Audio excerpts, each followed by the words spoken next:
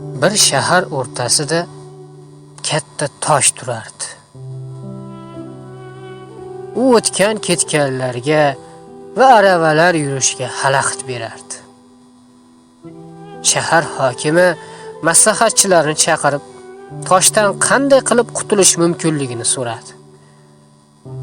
Maslahatchilardan biri toshni portlatib maydalash kerak dedi. Bu maslahat hokimga ma'qul kelmadi.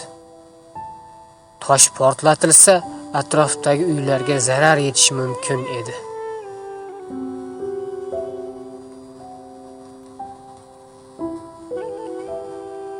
Ikkinchi maslahatchi boshqa shaharlardan tosh maydalovchilarni chaqirib, uni qo'l kuchi bilan maydalashni maslahat berdi. Bu taklif ham ma'qul kelmadi. Chunki bu ish uchun ko'p mablag' va vaqt kerak edi. Ularning yonidan o'tib ketayotgan bir dehqon tasodifan bu gaplarni eshitib qoldi.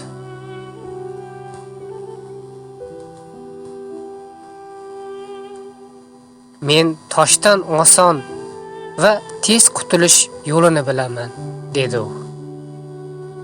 Bu ish uchun qancha mablag' kerak bo'ladi? deb so'radi hokim.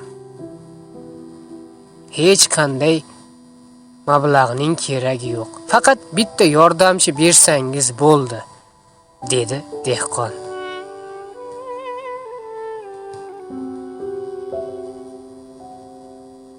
Dehqon yordamchisi bilan tosh yonidan chuqur kavlay boshladi. Chuqur tayyor bo'lgach, ko'pchilik bo'lishib toshni uning ichiga ag'darishdi. Dehqon tosh ustidan tuproq tortib tekislab qo'ydi.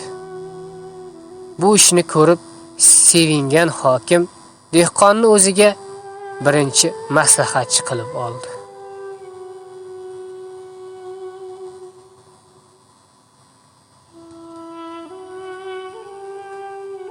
Bilginki, yo'qchilik va qiyinchilik odamni ko'p o'ylashga majbur qilib, faylasuf qilib yuboradi.